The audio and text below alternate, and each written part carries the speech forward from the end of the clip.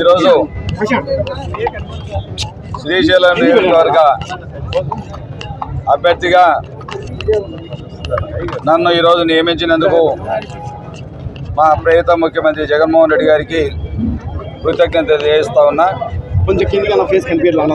ఈరోజు శ్రీశైలం నియోజకవర్గ నలుమూలల నుంచి వచ్చినటువంటి నాయకులకు, కార్యకర్తలకు, అభిమానులకు, జగన్మోహన్ రెడ్డి అభిమానులకు, శిల్ప అభిమానులకు పేరు పేరున ధన్యవాదాలు తెలియజేస్తా ఉన్నా.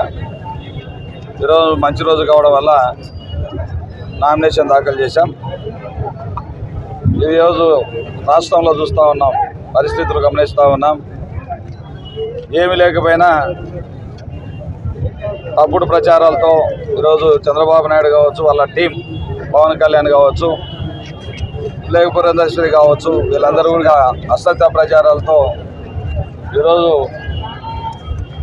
మేము ప్రభుత్వంలోకి రాబోతున్నామని చెప్పి ప్రగల్భాలు పలుకుతూ ఉన్నారు. నేను ఒకటే అడుగుతా ఉన్నా, మా జగన్మోహన్ రెడ్డి ఒకటే చెప్తా ఉన్నాడు, మీ కుటుంబానికి ఏమైనా లబ్ధి చేకూరింటే, మీ కుటుంబానికి ఏమైనా న్యాయం చేశాననిపిస్తే మాకు ఓటేయండి. మీరు కూడా దమ్ము ధైర్యం ఉంటే, మేము గతంలో 14 సంవత్సరాల అనుభవం ఉన్నటువంటి ముఖ్యమంత్రిగా పేరు చెప్పుకుంటా ఉంటాం గొప్పలు. నేను గత ప్రభుత్వంలో ఇన్ని పనులు చేశాను, నాకు ఓటేయమని అడగాలి ధైర్యం ఉంటే.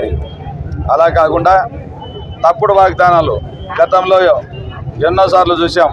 2014లో కూడా తప్పుడు వాగ్దానాలతో అధికారంలోకి వచ్చిన విషయాన్ని మనందరికీ తెలుసు.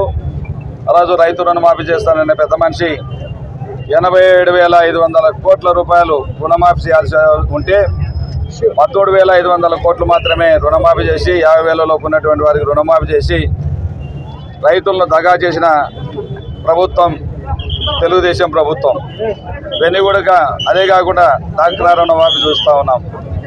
డాక్రా సంఘాలందరికీ కూడా 5 లక్షలున్నా 10 లక్షలున్నా రుణమాఫీ చేస్తానన్న చంద్రబాబు నాయుడు గారు అధికారంలోకి వచ్చిన తర్వాత మేము చెప్పింది ₹1,00,000, ఒక్కొక్కరికి 10,000 రూపాయలు అని చెప్పి అది 3,000 ఒకసారి, 3,000 ఒకసారి, 4,000 ఒకసారి 5 సంవత్సరాలు 10,000 ఇవ్వడానికి డబ్బులు ఇచ్చి 5 సంవత్సరాలు పట్టింది.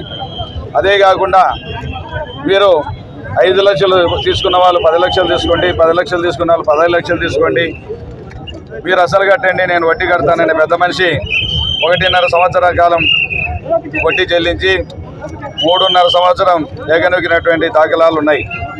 అదే కాకుండా బాబు వస్తే జాబ్ వస్తుందని ఎన్నో రకాల నమ్మబలికి మీకు ఉద్యోగమైన ఇస్తా, లేకపోతే మీ పిల్లలకు నిరుద్యోగ పరిస్థితి చెప్పిన పెద్ద మనిషి 5 సంవత్సరాల కాలం మర్చిపోయి 6 నెలల ముందు 5 మాసాలు 1000 రూపాయలు ఇచ్చి 1 మాసం 2,000 ఇచ్చిన ఘనత చంద్రబాబు నాయుడు గారిది. అంటే ఒక్కొక్క విద్యార్థికి 1,20,000 ఇవ్వాల్సిన డబ్బులు ఓన్లీ 7,000 రూపాయల మధ్య వచ్చి పప్పం గడుపుకునేటువంటి సందర్భాలు మనం చూసాం. కాబట్టి చంద్రబాబు నాయుడు 1 కోట్ల రూపాయలు ఇస్తానన్నా, కేజీ బంగారు ఇస్తానన్నా, బెంచి కారు ఇస్తానన్నా, లేకపోతే పవన్ కళ్యాణ్ ఎన్ని రకాలుగా వాగ్దానాలు చేసినా, పురంధరేశ్వరి ఎన్ని జిమ్మిక్కులు చేసినా, వీళ్ళ ముగ్గురు ఎన్ని ఫీట్లు చేసినా అధికారంలోకి వచ్చే కల్లా అని మాత్రం చెప్పగలుగుతా ఉన్నాం.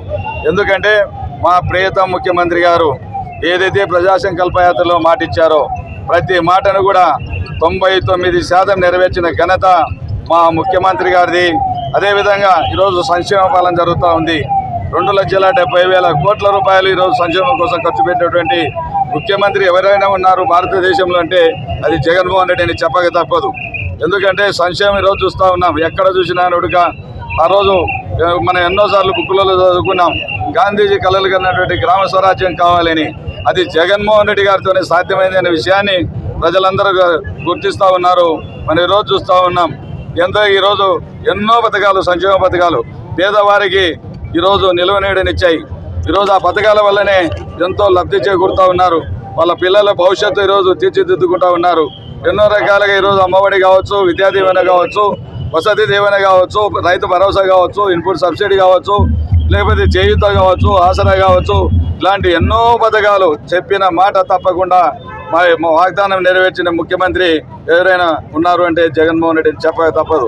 కాబట్టి ఈరోజు వాలంటీర్ల వ్యవస్థ, బ్రహ్మాండంగా సచివాలయ వ్యవస్థ అద్భుతంగా తీసుకొచ్చి చేతగాక మన చంద్రబాబు నాయుడు గారు ఒక నిమ్మగడ్డ రమేష్ అనే వ్యక్తితో ఎలక్షన్ కమిషన్ కంప్లైంట్ చేయించి వీరు వృద్ధులను, వికలాంగులను, వితంతువులను ఎన్నో ఇబ్బందులు పాలు చేసి 4 రోజుల పాటు వాళ్ళందరూ కూడా పెన్షన్లు అందకుండా చేసిన ప్రభుత్వం ఏదైనా చేసిందంటే తెలుగుదేశం ప్రభుత్వం ఆ విధంగా ప్రజలను మోసం చేసిందని కూడా తెలియజేస్తా ఉన్నా. ఎన్నో ఇబ్బందులు చేశారు, 34 మంది చనిపోవడం కూడా జరిగింది. కాబట్టి ప్రజలు గమనిస్తా ఉన్నారు, జగన్మోహన్ రెడ్డి పాలనలోనే న్యాయం జరుగుతుంది. రేపు రాబోయే రోజుల్లో కూడా 25 లక్షల రూపాయల విలువ చేసి హెల్త్ కార్డు ఇస్తా ఉన్నాడు. అంటే పేదవారికి అండగా నిలబడ్డాడు. చెప్పనటువంటి వాగ్దానాలు నెరవేర్చినటువంటి ముఖ్యమంత్రి జగన్మోహన్ రెడ్డి గారిని తెలియజేస్తా ఉన్నా. అదే కాకుండా ఈ నియోజకవర్గంలో మా ఎంపీ గారికి పోచా బ్రహ్మానంద రెడ్డికి 1 ఓటు, నాకు 1 ఓటు, 2 ఓట్లు కూడా ఫ్యాన్ గుర్తుపై వేయించి గెలిపించవలసింది కోరుతూ, అదేవిధంగా మా సోదరుడు గుట్టా శేషారెడ్డి గారు కూడా ఈరోజు చేయి కలిపి ఒక జగన్మోహన్ రెడ్డి గారి ఆదేశాల